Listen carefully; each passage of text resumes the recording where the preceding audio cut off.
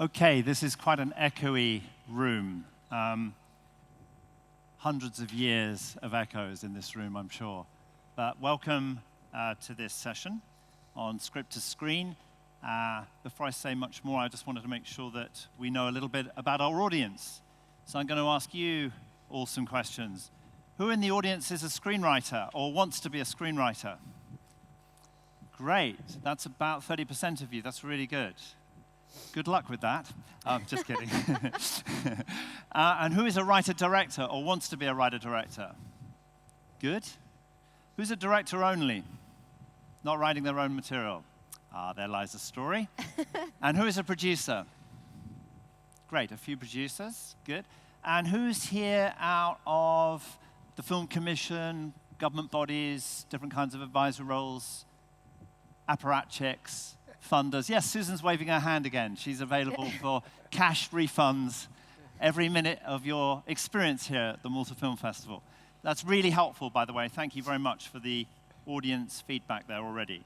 Okay, so quickly, we've got Georgia Paris, who's a writer, director, and producer, which I'll ask her more about, because one of the rules is so difficult to change hats from being a writer-director and also having producer responsibilities, which we'll get into with Georgia at some point.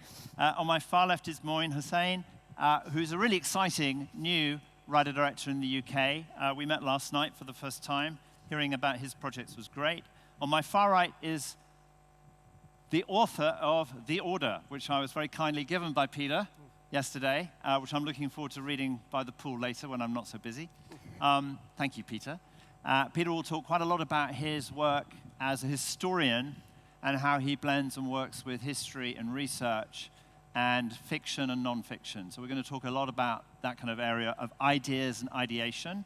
And on my near right is Ruth Greenberg, who's an award-winning, nominated writer and busy across a number of different genres, I see, Ruth. Yes. Not just one trick. Really interesting.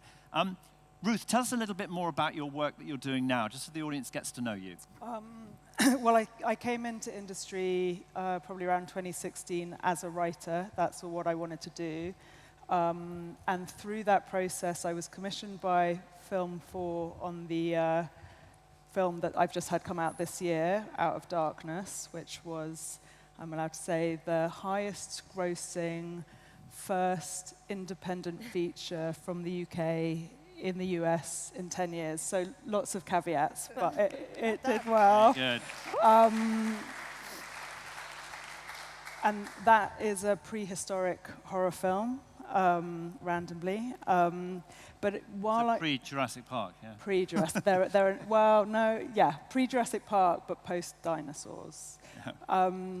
But while I was developing that at Film 4, I started having conversations with them about directing as well. I think partly because of the way I write, partly because of the way I talk about my work. I came from outside film industry, so I had no idea what directing was. I wasn't sure I wanted to do it, but then I made a short and realized that actually it was kind of an extension of my normal writing creative process.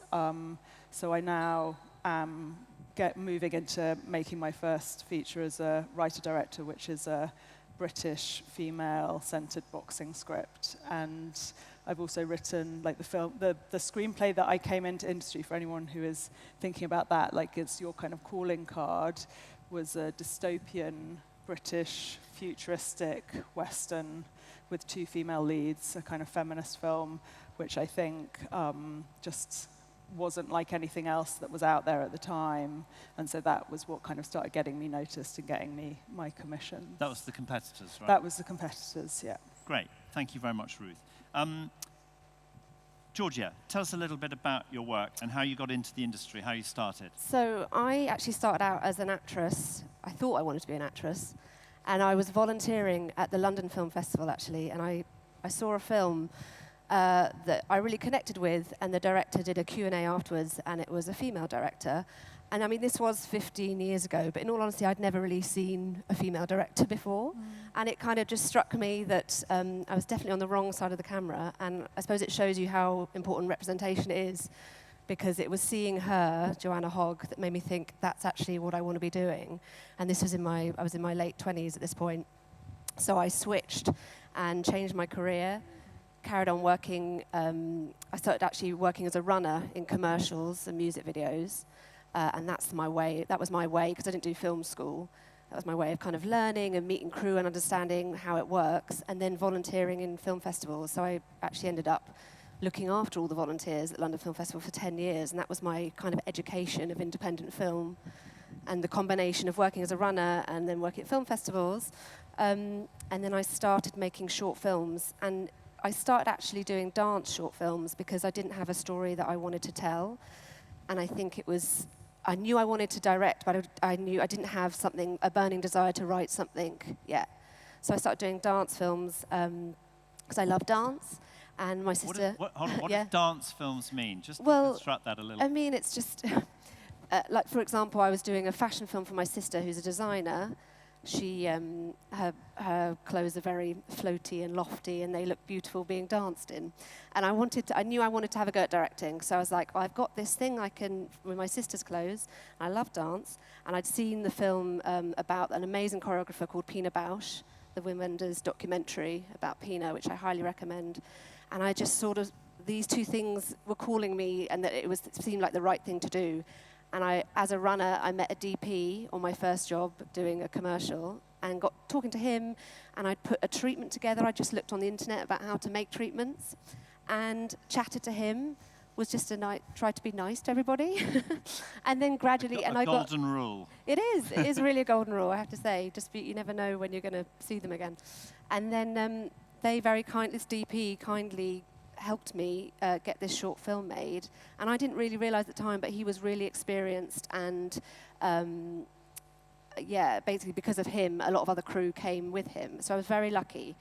And I made my first short dance film essentially a fashion film, and that led on to another, and then eventually I had a story I really wanted to tell, and that's when I was like, I've got to try and write this, and I kind of fell into writing because I think if you don't go to film school, you don't have a network of other people to collaborate with.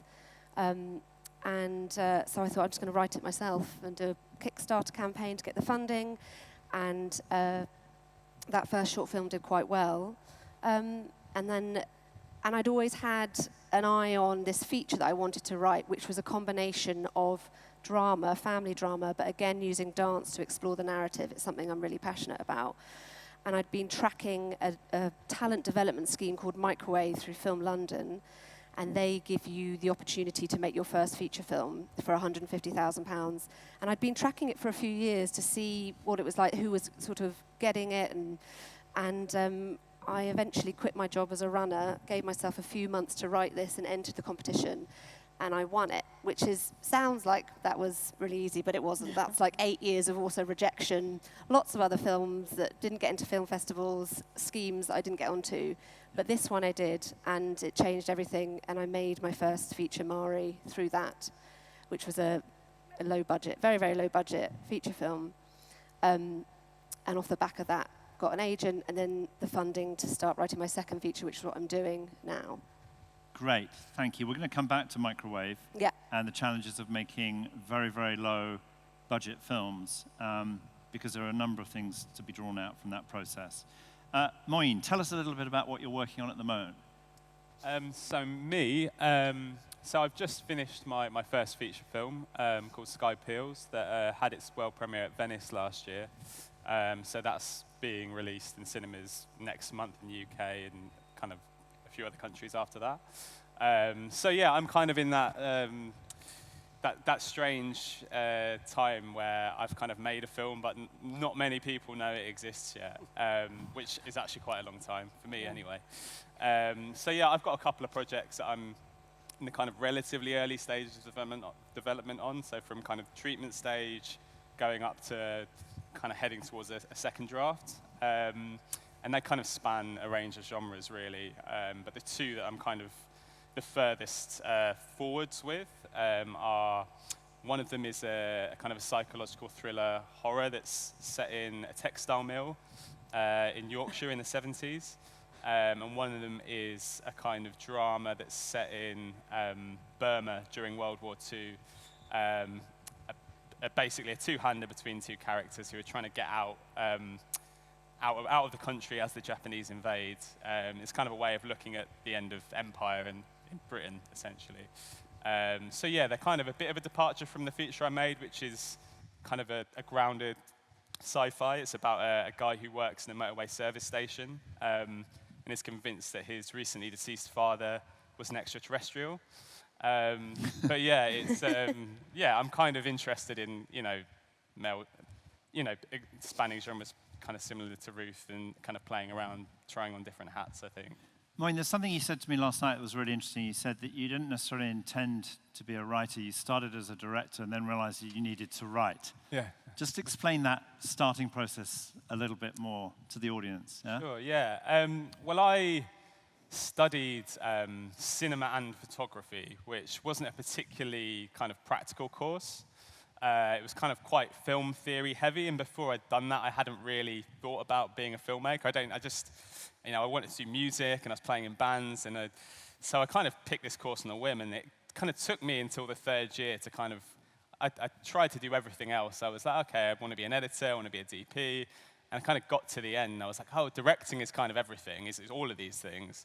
So I directed my first feature as my kind of final dissertation feature, my first short film, and really enjoyed it. But obviously I didn't have anyone to write scripts for me, so I was like, okay. And I enjoyed writing a little bit, studying English and all of that. So I kind of wrote, for the first few shorts I made, I wrote the scripts, and thinking in the back of my mind, like, I'll get to a certain point and I'll meet all these amazing writers and they'll write scripts for me and I'll direct them. Yeah. And I made my first short, which did all right, didn't kind of blow the doors off for me, but it did all right. And off the back of that, I actually managed to make a short film with a real writer, a guy called Tom Ben, who was a novelist, and he'd written this great short script. And I made this film with him. It was called Real Gods Require Blood, and it did really well for me, and did really well with festivals, and kind of got me attention and kind of kickstarted my career. And I love Tom, and I love the script, and I love the process of it, but I really missed it having come from me, and kind of just knowing the material and the kind of ideas, the early development process, and all of that. So then I was kind of like, well, maybe I am a writer, but maybe I'll find someone to co-write with me. And then, it started writing the feature that I made, and with the idea that, I'll meet this amazing co-writer. And that kind of, I met some great writers, but you kind of realize maybe it's just me, but, you kind of have such a, as a creative person, you guys I'm sure want to know this as well, you kind of have quite a singular sensibility, and things that you like and things you don't like, and tone and taste. So yeah, I kind of wrote this script, and it was going all right, and kind of learning as I went a little bit. It was kind of the first feature script I'd written properly. Didn't meet that writer, and kind of got to a point where I was like, okay, well actually I think this is going all right, and I worked with this script editor as well, which kind of really helped me, not having kind of studied screenwriting or being that experienced as a screenwriter. And coming out of it, yeah, I kind of feel like I can call myself a writer now. And I wouldn't rule out just directing, whether it's TV or something in the future. But all of my projects now are originated from me, and I'm writing. I am co-writing something at the moment, but I'm kind of I did find the writer in the end. Someone loves you. Yeah, Someone wants to work with you. But yeah, no, I kind of now start all my projects from a perspective that I'm writing and directing. Yeah. Yeah. That's really well explained. Thank you. Peter, let's talk about history. Let's talk about ideas and research. Tell us a little bit about your career and what's really triggered your passion for research. Writing has always been a part of my professional life. And I always wanted to use it as a sort of hobby or as a pleasure rather than work. And I'm fortunate to live in an island which is steeped in history. I say there's a story on every corner in Malta. If you look, you're going to find a story. And so when it came to writing, it was more a question of what to write about than rather You know, I don't have any idea what I should be writing about. But the actual idea for this book came, I was listening to a podcast about battles that changed the world. And one of them was about the Great Siege. It's an American podcast. And while I was listening to it, the podcaster mentioned a couple of facts which I didn't know about the Great Siege. And I had done quite a lot of research about the Great Siege because I studied history. And I went and looked these things up. And being surprised that I didn't know about them, having studied it, particularly the Great Siege of Malta, I said, look, I need to get this part of the story out there. And it got me down to writing the book. When you write historical fiction, at least the way I write it, because obviously everybody has his own approach, I put the focus on the historical part. So the backbone is the actual historical part of it. And then the fiction is the elaboration on the side. So the parts I invent, the fiction part of it, are more like additions, accretions to the main story, which is the history part of it. It's like I want to treat history with respect. That's my way of doing it. Might not be I mean, everybody has his own style of writing. To me, I find this also very helpful because I'm very much a planner.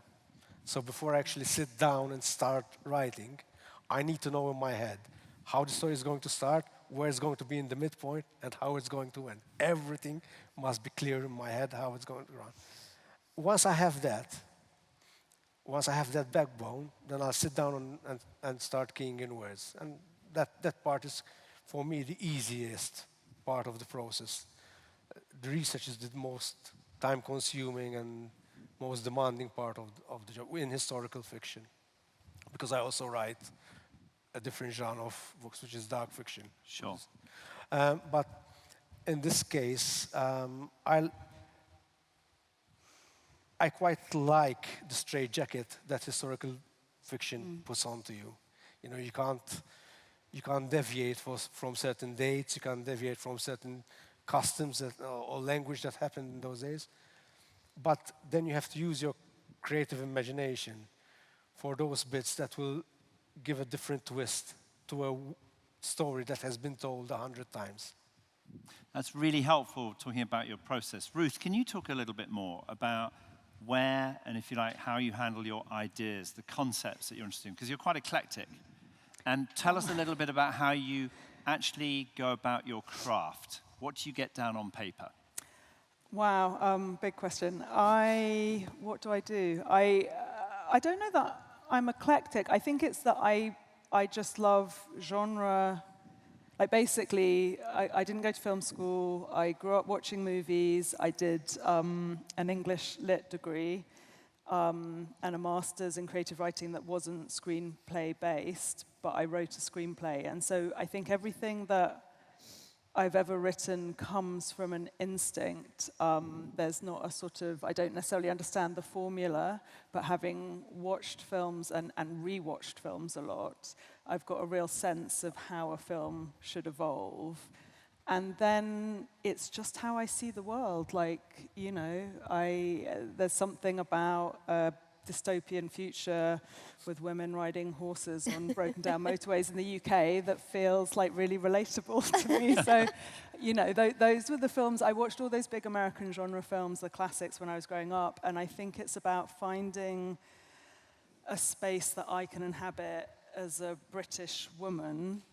And, you know, I have strong politics around feminism and equality and that sort of melting pot. I also, you know, because actually if any genre particularly influenced me, it would probably be action as a genre. And there's a really fraught relationship between women and action, because action is basically violence, and women have a very complex relationship to violence in terms of victimhood and also in terms of the way that we find it difficult to recognize women's capacity as perpetrators.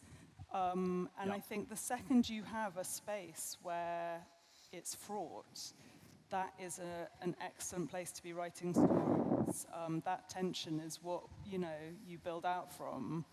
And I think a bit, as you were saying, like the structure of screenwriting, as I understand it through having watched all these films, is actually very containing. And that kind of pressure to stay within a certain form actually can be really igniting of creativity. It really forces you. I sort of feel like it's the difference between if you like cooking or you like baking. Like I love baking because I love the kind of science, like the exact measurements, but then there's this creation in it as well. And that's the kind of the space for me. In terms of my process, it varies. So I work collaboratively, and I also work on my own. So the first, screenplay that I kind of put about was my Western, and that was I'd come up with the idea for it. I then decided to do a PhD. I got offered a PhD at UEA. That was a big part of the process, was it? It was a huge part. Well, at the time, I was like, I don't want to do a PhD because I don't want to go into academia. But the supervisors were like, no, it's professional development. And it basically created a kind of pseudo-development situation for me where I had these two people that I met every couple months with a new draft, and we talked it through, and then I went away and did another draft. It was very creatively containing, as in they weren't saying, no, you can't do this, and you have to think about marketing. They were saying, what is the story you're telling? That was the question. Yeah. And then as a part of the PhD as well as producing the screenplay, I wrote a thesis about violent female protagonists in popular cinema, and that was really, for me, I wanted to address a question that lies at the heart of a lot of what I write. So I feel like, I've really gone through that subject. Like I really understand where I'm coming from in terms of my interest in it. And so that, script got developed. Like I'm a perfectionist, and I think because of the support, it was developed to a level where for the first time I felt able to share.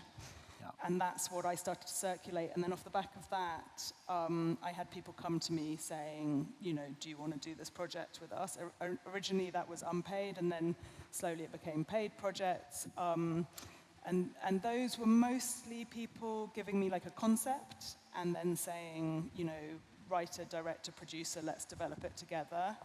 And I think when I'm doing that, it's basically I just have to, if I hear the concept, and I walk away and I just start thinking about it and seeing it and building it, then I know it's the right project. And I also have to know that the team, that, when you're working collaboratively, it's a long process, and you have to know that you are all aligned creatively, that you are all telling the same story, that you all have the same politics. There are just so many things that have to be kind of. And then alongside those sort of things, I also just write my own stuff. So the boxing script came about because I started boxing. And when I started boxing, I started seeing all the metaphors in boxing and thinking about a story related to domestic abuse and women and violence in boxing. And so it was kind of an excuse to go boxing 4 times a week because that was research. And I love research. I'm a big research head. And so every time I went, I would just be churning ideas. And then that I wrote over a few years, kind of bit by bit, and then took it to the producer that I wanted to make it with. And then we've developed it a bit, and now but I'm not someone who has like, you come across some people who seem to have like an idea every 10 minutes. And I'm not that person. Like I have an idea every 2 years, but when I have that idea, that's the idea. Sure.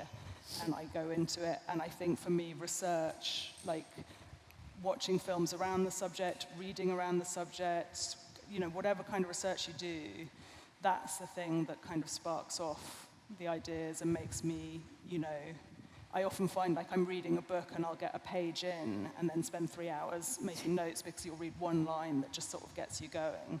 So I think that's quite a good way to. That is really helpful. Thank you. Georgia, you are a research junkie, right? And are less, if you like, favored to the actual writing of the scripts. At least that's what you confessed to me last night. Tell me more about the way you approach ideas, concepts at the early stage. I think that I'm often looking to explore subject matters that I don't fully understand myself, because quite frankly, you're probably going to be, especially if you're trying to do a feature, with that subject matter for years.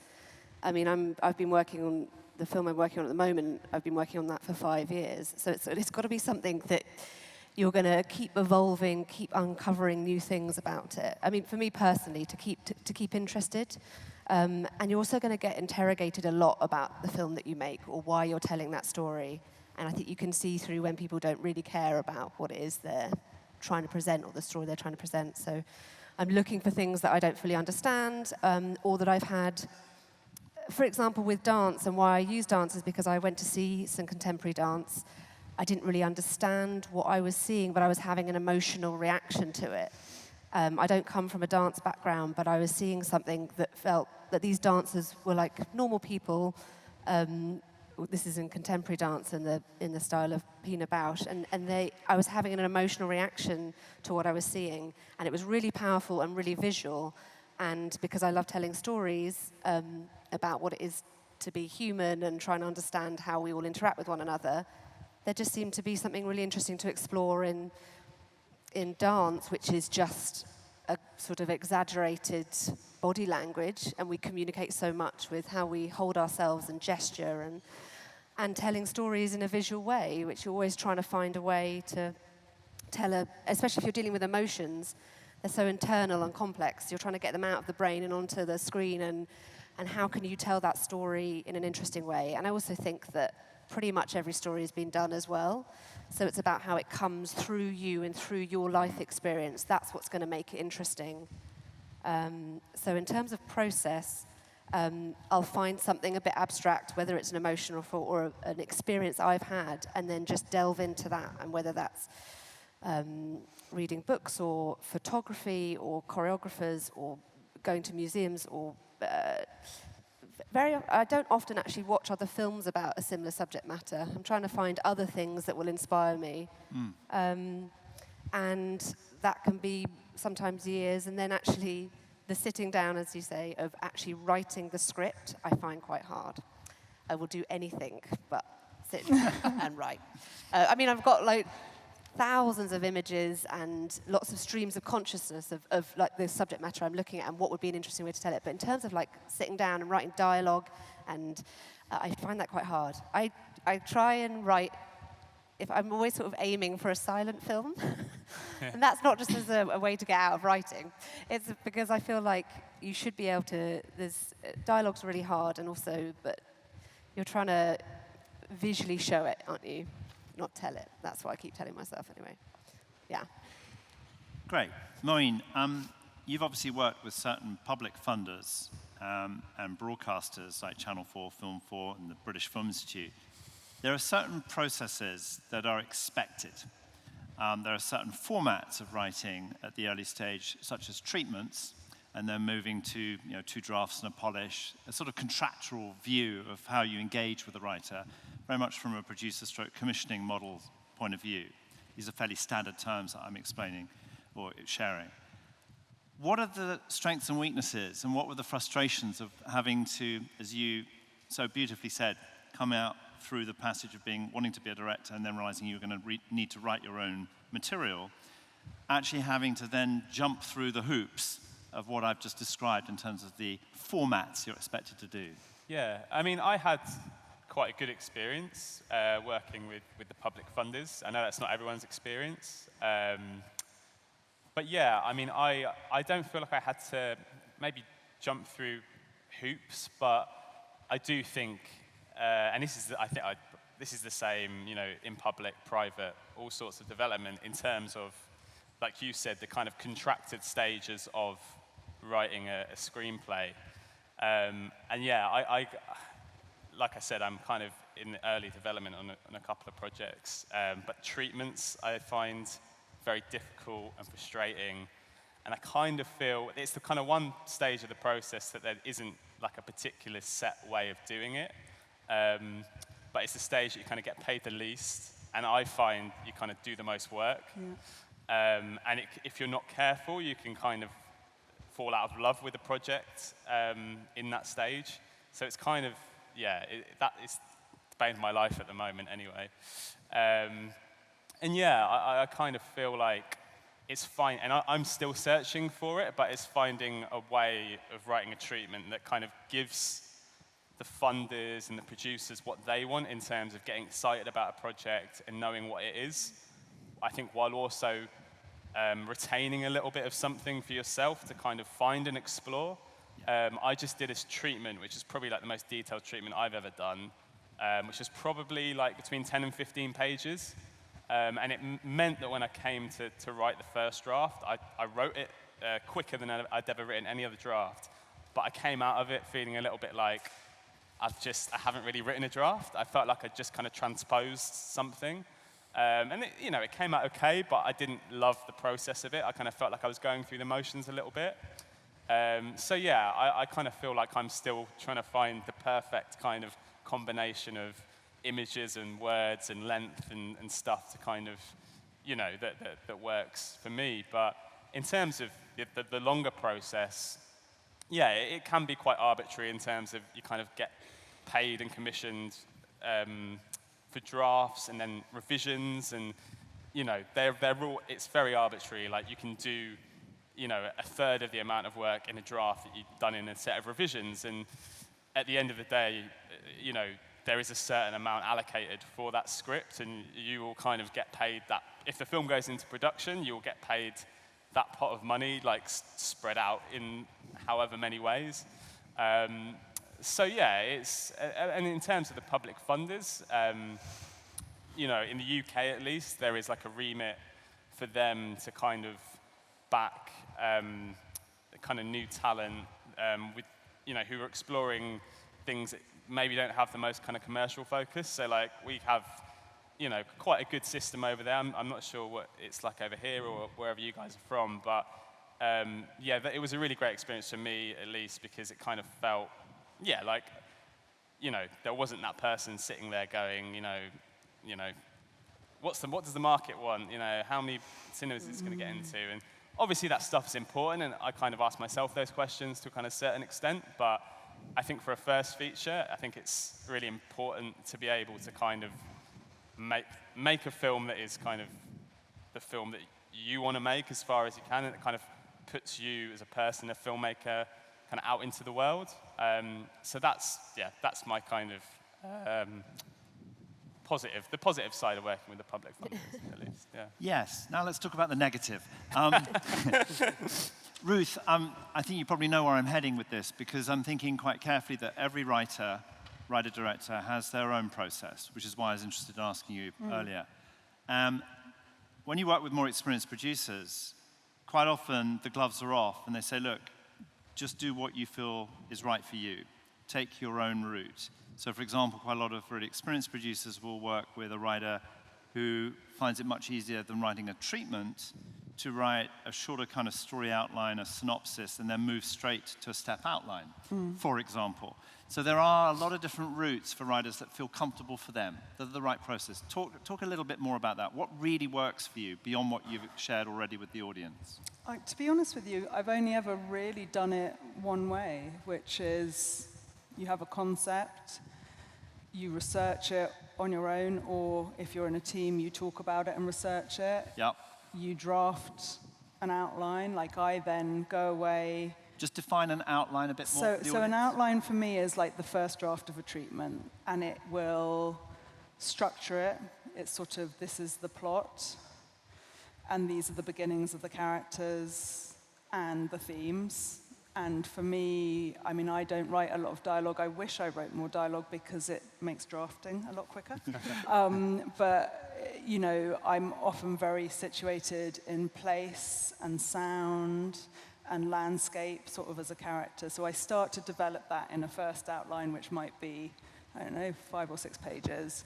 And then we develop that together, or I develop that on my own, kind of layering in to it, so it becomes something more like a treatment. And that might be, within a formal kind of, we're giving this to the BFI, or it might be something that I'm doing with my producers, or something I'm doing with a director and a producer. And then at some point, I get really frustrated with the treatment, and I'm like, you can't answer the questions they're asking. You're making me describe dialogue in here to explain what a scene's supposed to be doing. I need more space, I need more space. And then I tend to move into script at that stage. And yeah, it's somewhere, I think you're right, there is like a sweet spot somewhere where you've got enough that you have your whole kind of structure to contain you, but you're still exploring, it's still an exploratory process. I often think, actually, that the first draft is a bit like a vomit, it's a purge, where you just like, everything that you've been building up. And then that's actually often quite a kind of cool piece of work, but then you've got to excavate it and start being like, okay, what is this? What have I written here? You know, what's extraneous? What needs to be worked on? And that, I mean, I think I'm always amazed how, when it comes to revising drafts of scripts, how much it does take to get to an excellent place. Like that every time I get slightly frustrated, I'm like, why are they still coming back? And then you produce a draft and you're like, oh yeah, this is loads better. Yeah. And that though is entirely down to having a great development team. So like I'm really lucky that I have had a lot of choice over the people I collaborate with. Yep. And the projects that I have found more frustrating are probably the ones where the creative collaboration hasn't been as strong. The ones that I love and would develop forever are the ones where I've got great producers or a director, and they bring so much to it, and it really is a joint process of like building this thing and working out what it is we're doing. So it's, I mean, it's like all those elements, but again, it's always important within that, within all the voices, within the structure, to not crush the space for your own kind of expression and exploration. I don't know if that really answers No, that really the helps, question. and it's particularly important in terms of valuing the inputs of your team, your producers and other people that you're working with closely at that stage. It's a lonely business being a writer. It is, and I would say, like, when I did the reverse to you, as in started writing, went into directing, and I was like, I see, this is the fun part. Like, this is the bit we want to do. Writing is, I mean, it's sort of essential. I think if you're a writer, you do it because you have to, but it's brutal. It's a really, really tough life. And the directing sort of, I mean, it can also be very difficult and frustrating, but it feels like, the collaborative, you know, what you do in collaborating on a script, at the end of the day, you go home and you write that on your own. Yeah. Whereas with directing, you are within this team and you're surrounded by other people, and that is actually really great. Thank you. Georgia, can you go back to what you were talking about in terms of the micro scheme at Film London? Because I have trained people on that scheme, and I've often found when we were looking at pitches to get on the scheme and to get the funding, that as soon as teams got the funding, they all fell out and the project fell over because everyone disagreed, okay? Because they weren't doing what Ruth was saying, or Moeen has pointed out, they weren't making the same film. And they quickly got discovered by being greenlit, and then there was war, yeah? So just talk a little bit about your experience of a low-budget scheme, which seems really enticing, great, you know, calling card opportunity. You said that was really important for you. What were the frustrations, and how did you navigate that? I had a really positive experience with it. Me and my Film London people are here. It's fine. We're in Malta. Me and my producer Emma Duffy were very aligned in the film that we wanted to make, and I think actually, from feedback I've had from the execs after we made the film, they actually said that because every time we would go in and do the pitching stages, there was 3 different stages of pitching. There was drafts, you had to go for a week of micro school, which was like where they just pull your script apart. But they always said that we were really coherent about the film that we wanted to make, and that our vision was incredibly strong. So it's, you know, I'd only made a few short films and hadn't had a huge amount of experience, but I was very, very passionate about it. And one of the big things I think that actually helped me win the competition was when I knew that I'd submitted it, and I knew the interview stages were in about 5 months' time. And in that time, I decided to make a short film called Abandon as a concept film of what I was going to try and do with the feature film. Because I figured if I'm going to get in front of a panel of people and say I want to use dance to explore the narrative, they're going to be like, well, point me to a film that does that. And there aren't many films that I could point to say this is what it's going to be like. Because it's not a musical, it's not a straight drama. So it's like I need to be able to physically show them what I'm going to try and do. So I found a short film competition that it had to be 5 minutes long, and I decided to do a one-take short, and it cost me like £500 or something. And I looked at the main theme of my feature film and wrote a short film and made that short film in one day. And it actually turned out to be my most successful short film. But it was that when I was at the panel and I showed them what I was going to try and do, that I think won me the competition, because I used that time, I think, well. So that became your proof of concept. Yeah, and I would highly recommend doing something like that. Because writing short films, I would almost say, is harder than writing feature films, because you have to be so economic with your storytelling, and you can't. And I learnt that mistake. It was my first short film I made was 20 minutes long, and that's going to be really hard to get put into film festivals, because in short film festivals they could program 4 other short films in that time, or just show your one 20-minute one. So I'd say if you're making short films, try and keep them as short as possible if you can, because you want them to get into film festivals. That's just something I learned along the way. But in terms of Microwave and that scheme, they sort of really held my hand through it and challenged me to be more bold, actually, and were very supportive of that. And I think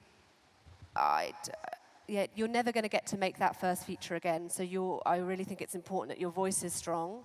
And it wasn't, the feature film wasn't a huge success. I mean, we got a small cinema release, but it was my calling card to then getting an agent. And then I ended up doing a TV show, directing a TV show 2 years ago or last year, I can't remember. But the point is I'd never done TV before, and they gave me my own mini-series on quite a commercial for ITV.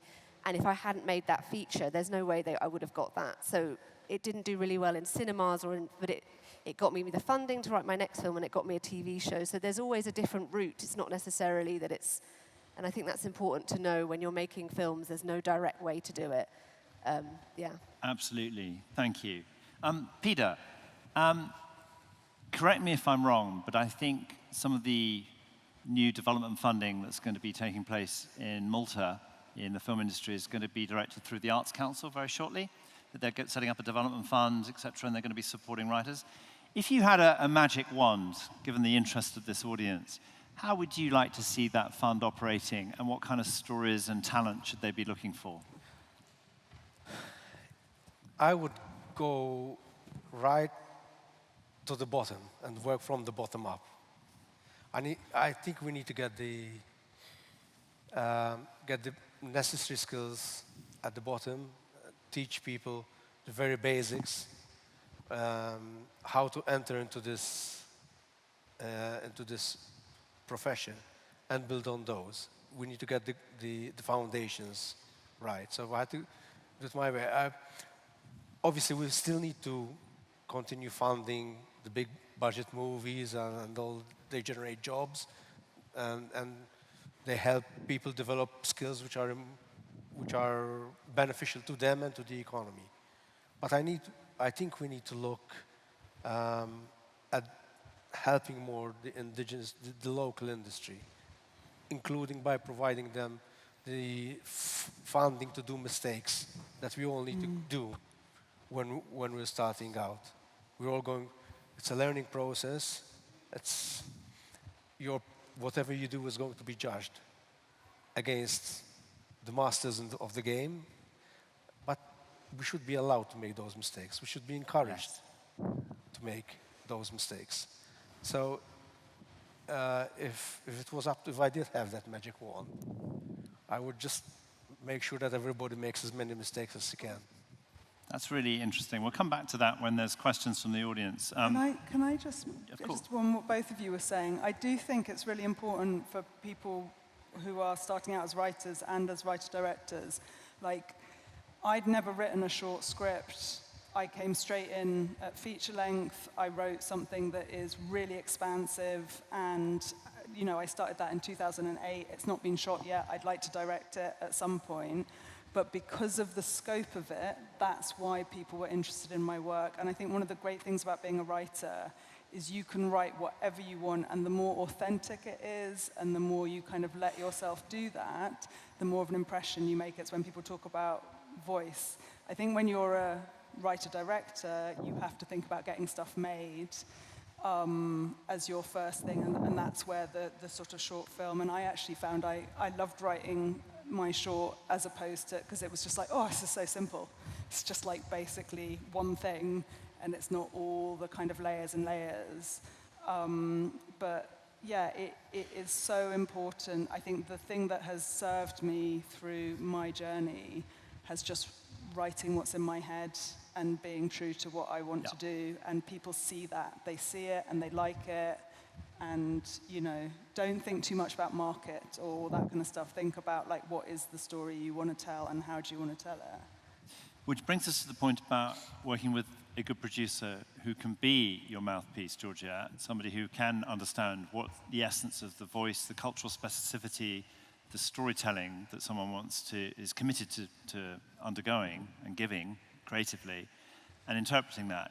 A number of you have mentioned the word market and marketing, and understandably, as writer-directors, you've veered off that. I totally understand why. But you wear another hat as well as a writer-director. You're also a producer. So you know what it means to have to position a story. Because we talk about marketing as if it's some kind of rather expansive kind of sales speak, the pitch, etc. Positioning content is really important, isn't it? I think that essentially, I've only produced my own things because, quite frankly, you've got to get up and do it yourself. I think when you're starting out, don't wait for other people to come along and make your film. Produce your own stuff and gather people together and make it. And so that's why I did it, really, because I was like, if I want to make it, then I'm going to have to make my own stuff. So, and I think in terms of thinking about audience and market, I would say I didn't so much in my first feature because in a slightly naive way, but I think that's good. I think you just have to make the film you really want to make. And there wasn't a huge amount of risk with my first feature because it was low budget.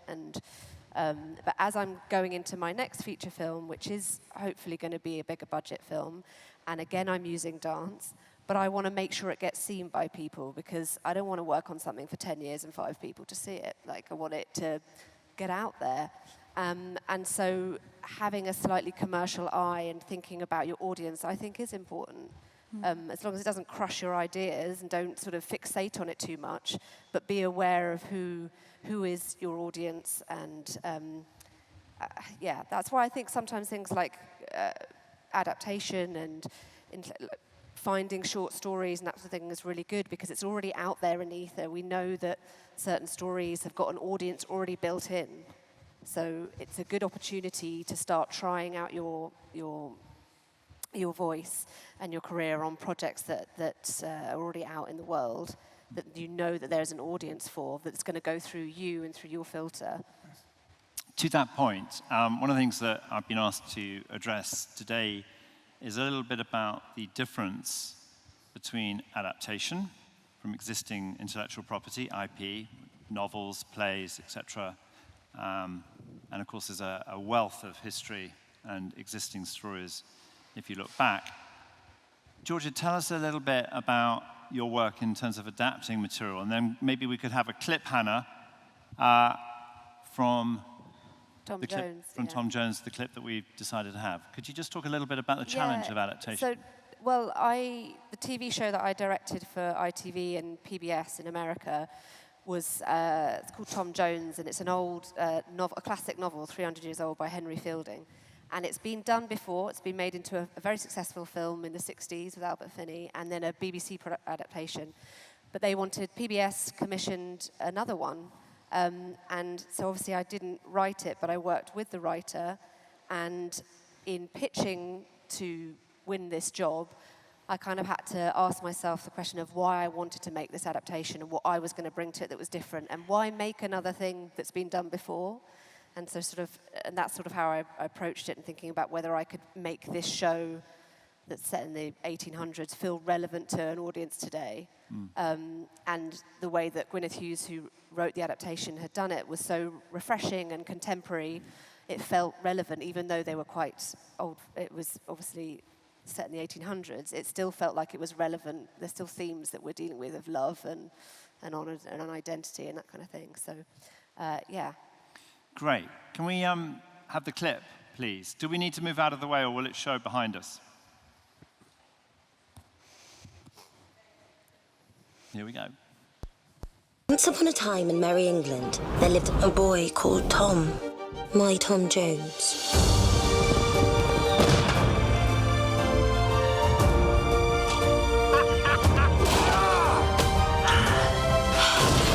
Where is it? Don't tell me there's nobody here. You can see I am all alone. Oh. Darn it. Can a man ever be a gentleman who doesn't know who his father is? Mr. Allworthy proved himself as good as any father. Your mother did you a favour when she left you in his care. Sophie, my lovely girl. I've come to look after my grandfather, not chase after young fellows. Tom wants to do the right thing. Will a young man addicted to vice be capable of recognizing the right thing? Mr. Jones. Miss Weston. My niece is an heiress. The best match in England. She's promised to a good young man who all his life has treated you with the honour of a brother. Your birth condemns you. I do not consent to this match. Enough, you silly girl. You don't want to be giving your heart to a bad boy. I mean, he doesn't seem at all bad to me. He doesn't look at me as though I'm some kind of exotic flower. She shall be wed this very week into her own class. Don't you want me to be happy? I want you to be rich and safe. I have no money, no standing. All I have ever had to offer you is my love. Fearfully romantic, though.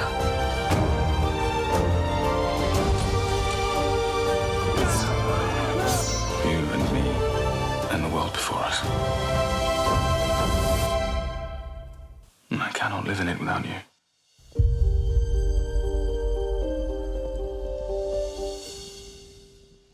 Racy. Well, it was, yeah, thanks. Why it interested me, because essentially the book is about a young man that goes around and has quite a fun time with quite a lot of women. And I thought that would be quite an interesting story to explore today, about a promiscuous young man who has quite a lot of sex. And I just thought it would be interesting because we're in a time now where it's like, what are the rules and consent and things like that? And the original version, he just gets off with all sorts of different things because of his charm, and that just wouldn't wash today.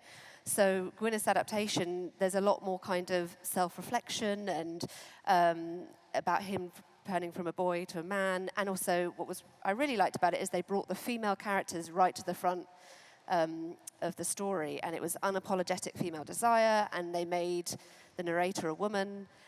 So it was a man's story but told through the eyes of a woman, and so that was immediately very interesting to me.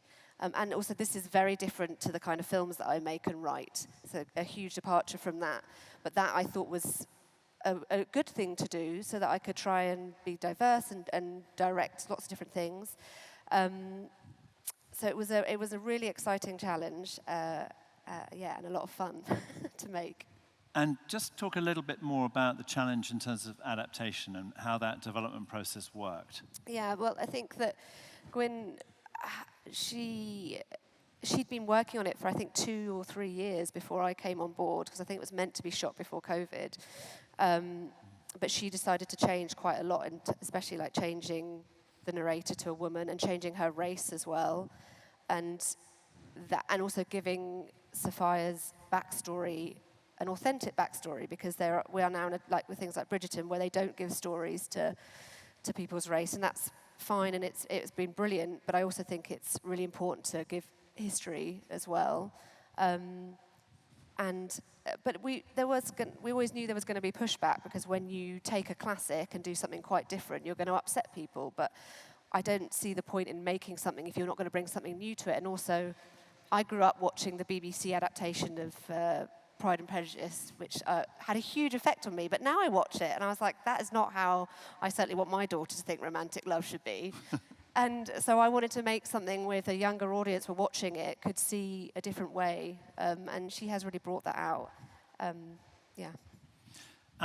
Maureen, just talk a little bit about the fact that a lot of your work is very much from inside your head, your imagination. You're the starting point, the fulcrum of your stories. Is there anything that attracts you in the future to the idea of adapting existing material?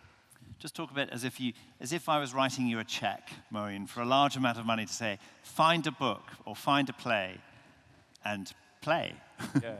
Yeah, I mean, it is something that I am trying to explore, and producers that I work with and people kind of sending me stuff. I mean, yeah, like I said, all of my stuff up until this point has been in original concepts, and yeah, I kind of feel like I'm kind of similar to Ruth, where I feel like I have an idea that comes around every 2 years, and usually it kind of starts with like an image or a place or quite visual. So if it's something I can kind of hear and smell and breathe, I can't kind of get out of my head. And when you can kind of find a character who you're interested in that kind of belongs in that world or that place or is part of that image, that's kind of like a starting point for me. And from that point, if kind of a story naturally springs from that, and then when you start writing that story, I'm not really a person that kind of starts with like themes or statements. I kind of have to find that as I write. Sometimes you'll get to a point where you're like, I'm fascinated by this world or this character, but I'm not really saying anything here, so there's not a film here. And sometimes I will organically kind of realize, this is what I'm trying to get at, and this is what I'm interested in. I'm kind of back to front in that way. But yeah, no, so that's my usual process. But yeah, in terms of adapting, yeah, I mean, it appeals to me, obviously. I think I started looking when I was really struggling for my own ideas, actually. I think at a certain point, it was that period when I just finished my first feature, and I'd been kind of so single-minded in it that I kind of neglected the other ideas part of my brain. And I kind of got to this, I was like, wow, that's done. And I'm like, now what? And then now what? And then now what? And then now what? And it was kind of going on a while. So I think I started the process then where I was like, I just need something to spark me. Since that point, I've had my own ideas come up, but it's still something I'm interested in. And yeah, I've read a lot of stuff, like a lot of short stories, some novels. And I think me and my producer kind of started it from a point of trying to find like an author or a story that was kind of similar to my films in terms of tone or ideas or genre. And we've kind of realized that actually what we should kind of be looking for is a story or a part of a story that is kind of interesting, because I can kind of I have that tone and that thing, and I can kind of apply that. If it's a story that appeals to me, I can bring that. We were talking the other day about The Shining, Stanley Kubrick. Obviously, it's a Stephen King novel, and I haven't read the novel, so I may be talking completely out of turn here, but the two are quite different, I think. And while the Stephen King story is a Stephen King story, it's quite genre-based, it's kind of quite narrative-based. The Kubrick film, obviously, has, something else to it. So I'm kind of doing something now where I'm kind of reading stuff that I maybe wouldn't naturally read, maybe kind of books that are more, a straight sci-fi book or a straight sci-fi novel. Yep. And if there's kind of a world or a narrative that is interesting, I can kind of go, how do I kind of distill this, and how do I kind of bring my own thing to it? So that's kind of the approach that I'm taking at the moment. But like I said, I haven't actually put pen to paper yet, so it's still a learning thing. But just the act of committing to reading more widely outside your specific comfort zone is really interesting. Just as an opening up of the mind. Definitely. Yeah. Ruth, when we were in contact before the panel, you were saying that you hadn't obviously yet done any adaptation, but it's an area that might intrigue you later. Tell us a little bit about your thoughts, the pros and cons of it. I just never say no because you don't know. But Yeah. I mean, I've worked on a couple of scripts that were pre-existing scripts, and I've come in to rewrite. Yes. And that is a job as a writer. And actually, with both of those scripts, it was more about the team than the pre-existing script, like wanting to work with a director and a producer. Yeah. And making a decision based around that. And what I found with those is that there was a lot of sort of prodding of a script at the beginning, and then eventually we always ended up just ripping them apart and rebuilding and sort of starting to think what is actually left of the original. And it, like the one that I'm still working on now, it's been 5 years. Yeah. And it's partly because the director and the producer and I love each other very much and we really enjoy working together. But it's also because we're still trying to undo knots that came with the original script. And we're literally on our 3rd page 1 rewrite now. I think the last remnants have been shed. And so for me, I think when I'm talking about existing material, I just see a lot of problems that come with it. And because of the way that my brain works, I'm like, you know, just let me come up with the idea. I'll do it myself, and that will be, you know, there's a lot of work in that. I mean, there's obviously something great about being given characters and a plot and, you know, all the kind of, but I think it also can come with problems. And what I feel about writing is that there are just so many different types of writer. Like, there's no one size fits all. And so for some people, that kind of problem solving is exactly suited to their brain. And for me, I do enjoy it, but I think ultimately I find the original idea easier. And as a director going forward, because I've been a writer for a while now, I've got, you know, the competitors that I want to direct after my boxing film. I've got another script that's in development that I'd like to be a second feature, and then I've got 2 quite heavily developed concepts that I'd like to do sort of 4th and 5th, and like I know all the things. I'm sort of worried that there are too many films I want to make and I won't have time to make them. Yep. But I also understand that every meeting you go into, people ask you whether you adapt, and that it is a really, the industry loves it, because when you have a kind of recognized IP that kind of has a market, for some reason that makes people feel really safe. And so if you can do it and you want to do it, brilliant, like, go for it. Yeah, that same industry is in somewhat danger of homogenizing a large amount of content in terms of running decision-making by algorithms, which we'll get to in a minute when we talk about artificial intelligence. Peter, obviously we did a deal last night, and I've got the rights now to his book, which I'm delighted about. Seriously, out of interest, you as a historian and an accomplished writer of both fiction and non-fiction, would you consider adapting your own material and taking on the role as a screenwriter, or would you prefer to see someone else take it on? How do you feel about that? My first reaction would be I'd prefer somebody else to interpret. And why is that? And I would expect him to interpret the work and create something out of it. The same way I interpret other people's work in coming up with my novel. There's a lot of books that I have read in that book. There's a lot of movies that I have seen in that book. So I would expect somebody who is going to interpret my book to come up with his own version of what I wrote. So in other words, someone who's going to come in as a writer and make a lot of decisions about what to select, what to promote, what to keep, what to lose. It's an art. It's an art. Yeah. And if you're going to let go of your work in the hands of an artist, then give him all the freedom to operate and to produce something the way he sees it. Because what I find fascinating when I meet somebody who has read the book, and say, you know what I liked about this book, and they all quote a different part of it. So every reader will pick up something that, in fact, 2 things surprised me most about this book. First, that writing about a siege and battles, and I assumed it would mainly appeal to a male audience. but it seemed to have hit a chord with a female audience. There is a love story in it, which is also based on fact. But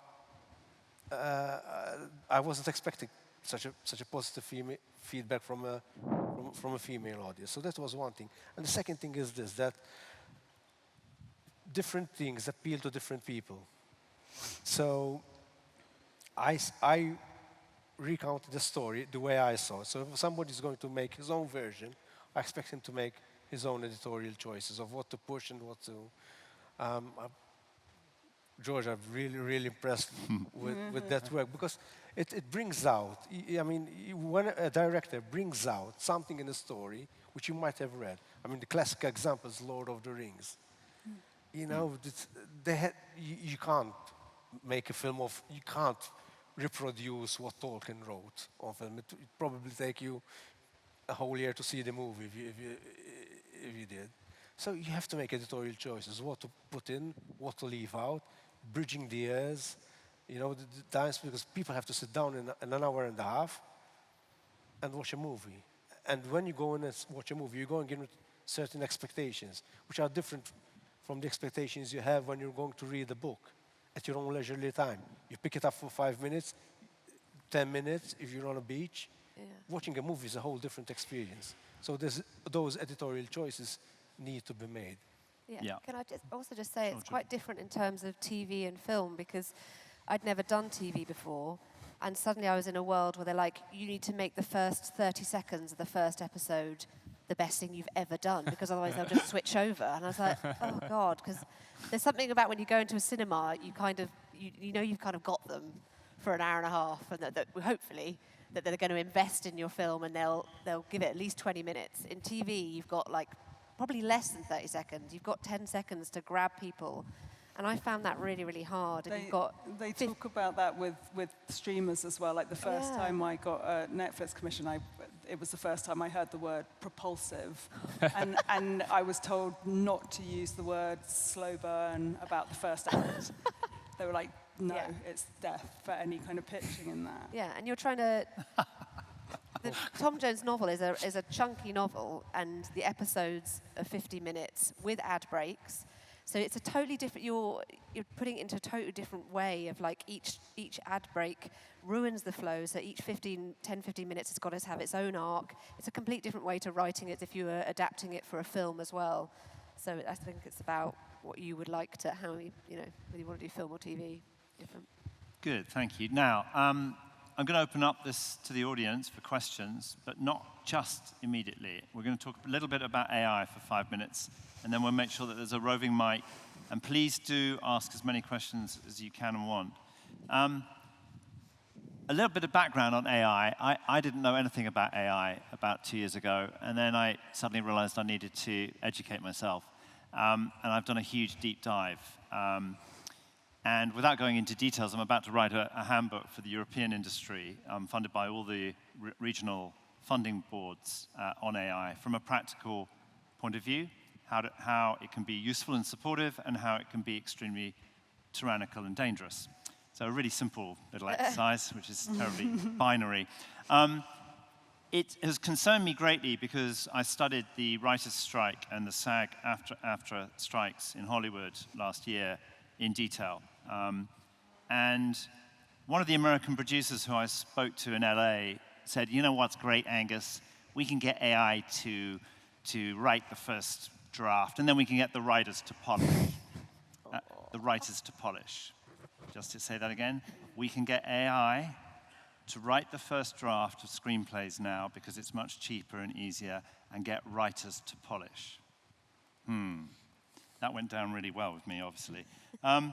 Moeen, what's your kind of take? And you must have looked at this as a creative writer, someone who's come up with all their own ideas, now a writer-director with some work, and you've looked at the advent of AI. I see the algorithm's already turned me off. Netflix is watching me. Revenge. Yeah. I'll keep going, Netflix. Tell us a little bit about your view. Yeah, I mean, what you just said there like terrified me more than anything, because obviously you can do things like that, but I I think the people need to question the why. I am scared of change in technology a lot of the time, but I agree there will be things that in the film industry that AI will help with. But I kind of feel like writing is a no-go zone, or at least it should be. I kind of feel, I kind of feel like if the kind of restrictions aren't put in place, this kind of stuff will kind of affect the bigger budget, Hollywood tentpole kind of side of filmmaking.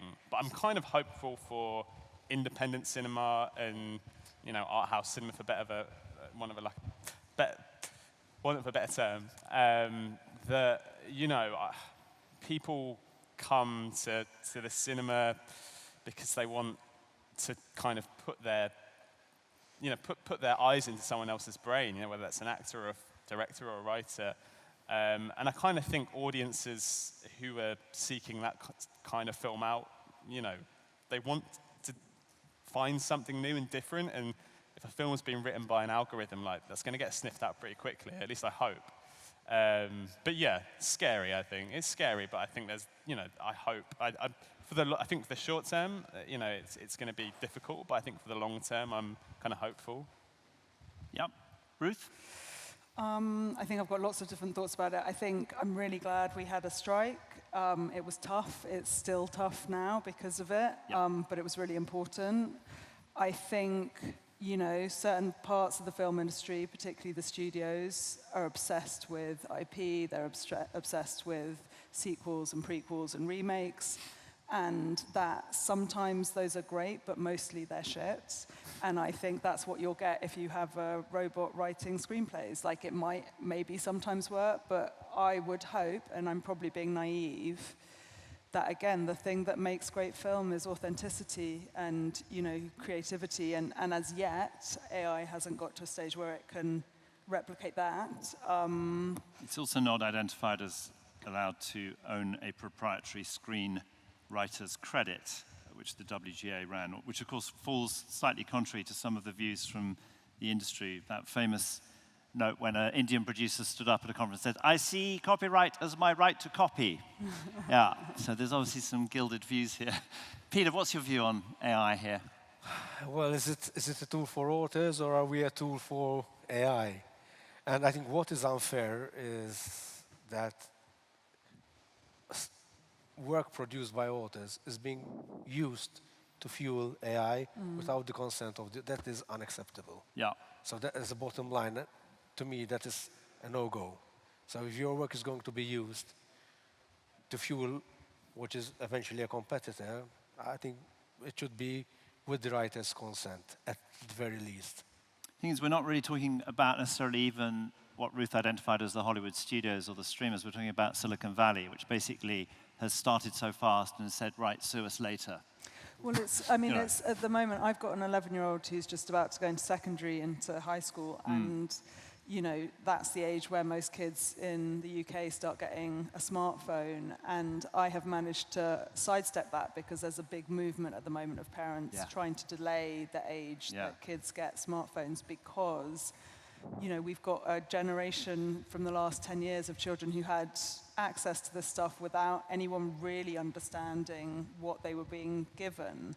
And I think that's down to regulation, and there's all these very telling stories about whether in Silicon Valley those people's children are allowed to have access to phones, and so with AI, I think there are amazing things about social media and about smartphone technology. There will be amazing things about AI, but maybe we need to try and learn a lesson about trying to keep regulation in step with the emergence of this. Yeah. Georgia? I mean, I think we're still in the infancy of it, and I would like to think it's there to, if we embrace it, to help us as writers in terms of generating ideas. I mean, I've got a book on my bookshelf which is called Director's Block or something you pick up when it's just an advanced form of that's just a much quicker way of getting ideas, but it's not going to actually write my personal story, but it might help me through a difficult spot where I'm struggling with an idea.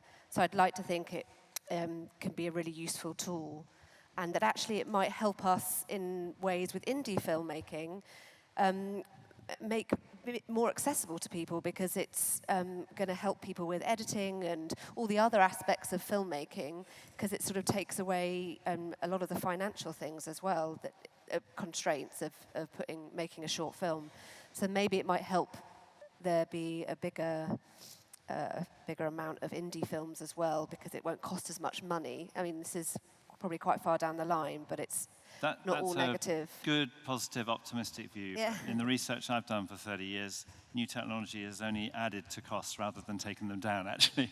Yeah, I suppose. I think it's that fear. There's always fear with new things. It was the same with, like, I suppose, cameras, and after painting, and then movie cameras and green screen, and now it's AI. I think AI is definitely going to be a bigger change, for sure. I'm quite traditionalist. We're practically still using pen and paper, basically. So I don't know how much I'll embrace it, but maybe if I get stuck with an idea, I will try and use it. That, interestingly, in the research I've done, most of the screenwriters I spoke to said that in terms of ideation, sometimes it's very useful, as you said, going back to the director's block. But beyond that, it's super limiting and also distracting. That's another thing that's really interesting. They get warned off it because they feel, oh God, I'm just playing around with the toy kit rather than actually focusing on my work. And I would say also it's about knowing how you work as a writer. Like, I don't want to sit and just look at a computer screen and the internet, which is the whole world, for ideas. It's too much. I need boundaries and constraints. So I still buy DVDs because I have them as like a library that I can get up to and go and look at and focus myself. The internet I find overwhelming sometimes in terms of generating ideas, and I'd much rather go to a museum or have life experience and stuff. So I don't find it too scary at the moment, but maybe, who knows? Right. Audience, questions, please. Yes, we have a lady 2 rows back. Keep your hand up. Thank you. Can you say your name and where you come from? Hello. Hello, my name is Leanne, and I wanted to ask regarding the boxing film that Ruth mentioned, because I'm a huge boxing fan myself. And I think a huge challenge is when writing a boxing film is because there are so many iconic boxing films like Rocky, Creed. In the audience's mind, there is like a pre-existent mold.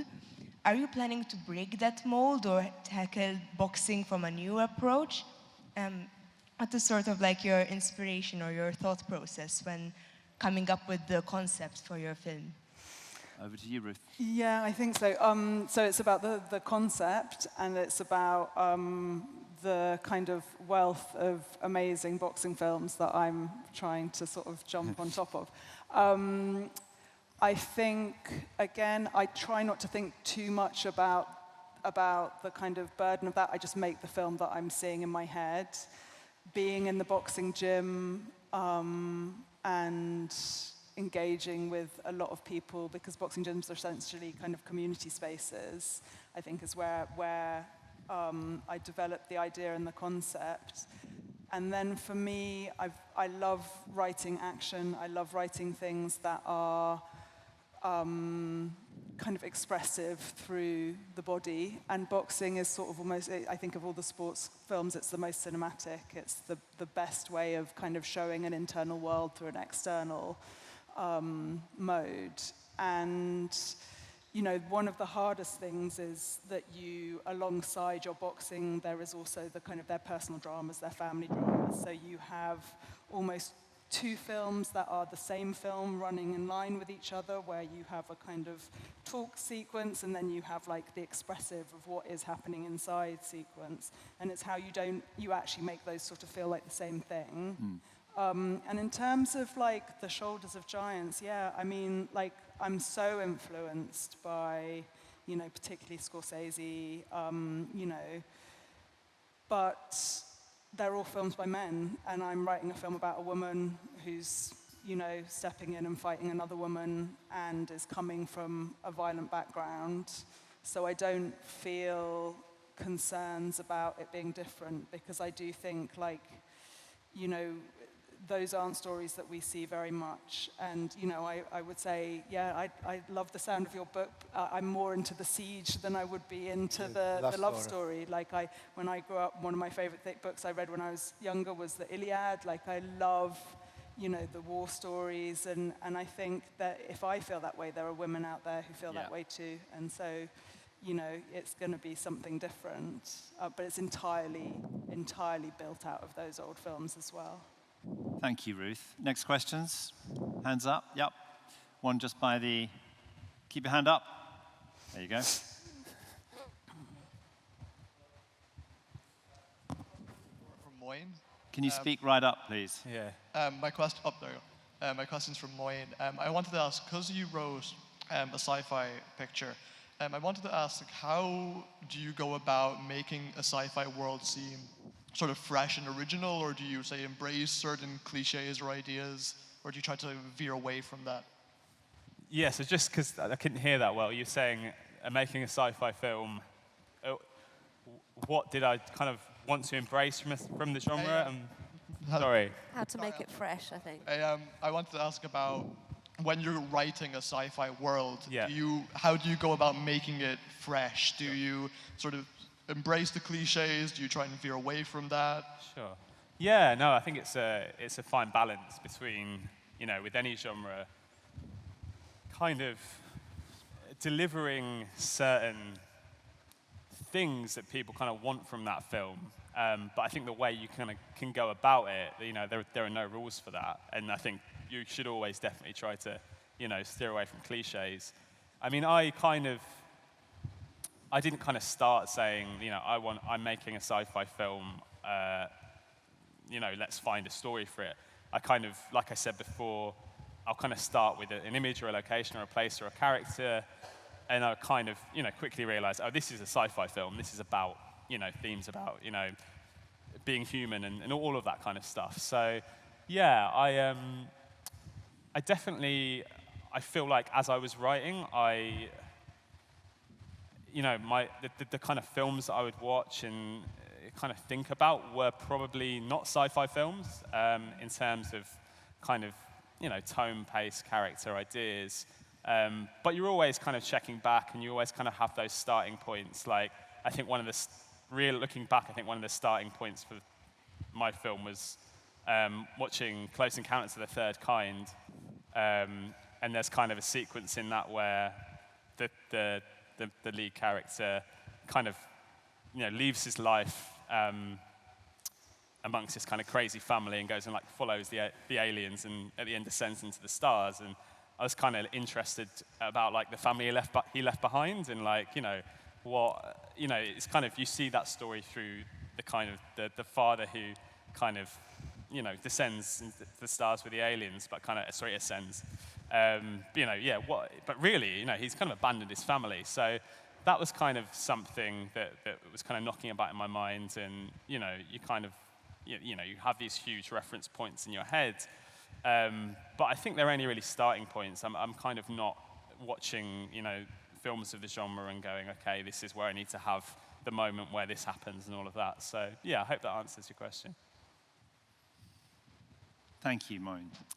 More questions from the audience? Yep, hand right up. Thank you. Hello? Yeah. Is it best as a writer to discipline oneself to become as versatile as much as possible, or is it a better choice to be a specialist, to discipline oneself, to be a specialist? And I stress the word discipline. Okay, Georgia. Quite hear it, sorry. It's about whether or not you should be a person of all seasons and being able to do a range of different types of genres, stroke formats, or whether you should really focus on craft in a very specific, more narrow way. Yeah. Would that be fair? Yeah, thank you. It's a tricky one because in all honesty, I want a career and I want to earn a living from directing. And so I was trying to be, in taking something like that costume drama that is so different to the work that I write and direct, I just felt like it would be a good thing to do because I was going to learn so much from it that I could then And I definitely have learnt from it, that I'm taking some of the things from my experience on Tom Jones into the writing of my next film.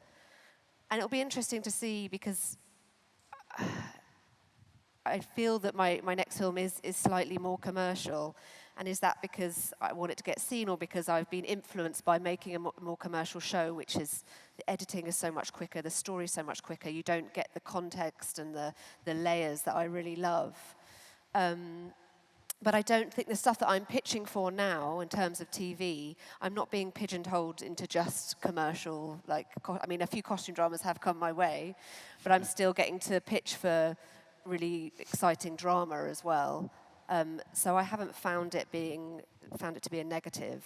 If anything, I think it's just about saying yes and embracing it all, and then you can take things from that and really hone the thing that you're really passionate about. Moin? Yeah, no, just to answer your question kind of from my perspective, I kind of feel like that question gets answered for you. Like, I know filmmakers who are like horror lovers, and everything they write or direct is horrors, and they can find different ways of telling that story and exploring that genre, and they're happy within that genre, and for them it makes sense to do that.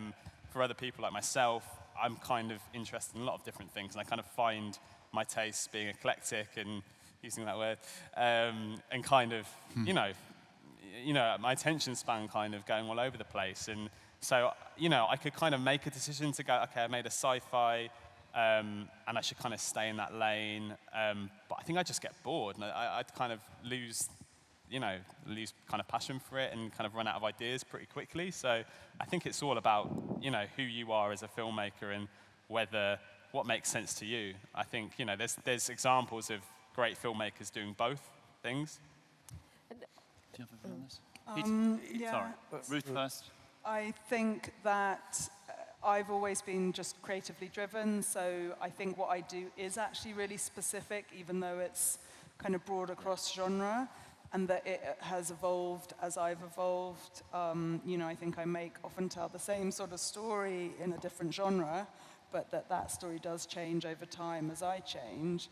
However, as a writer, in terms of commissions, you definitely do get, people will tell you what you do.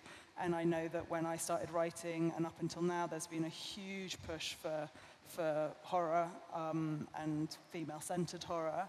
And so that is often what I get commissioned to do. And I'd never done that before I wrote Out of Darkness. So I think what my touchstone is always do what you are authentically inspired to do, but you will probably find that the industry wants to pigeonhole you, and there is a bread and butter side to, you got to earn a living and sort of support yourself. So, yeah, a bit of both. Thank you. Peter? Historical fiction is my comfort zone. So that's what I can write rather easily, but I do want to challenge myself.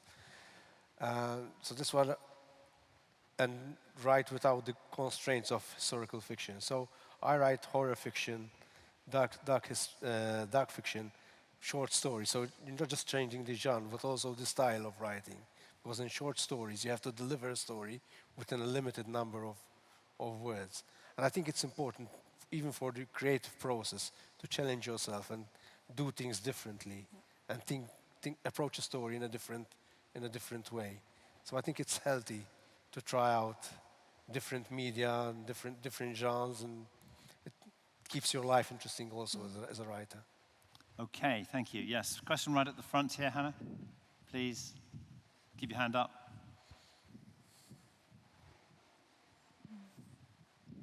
Thank you. I think this is probably directed to Georgia, but I guess anyone can pitch in.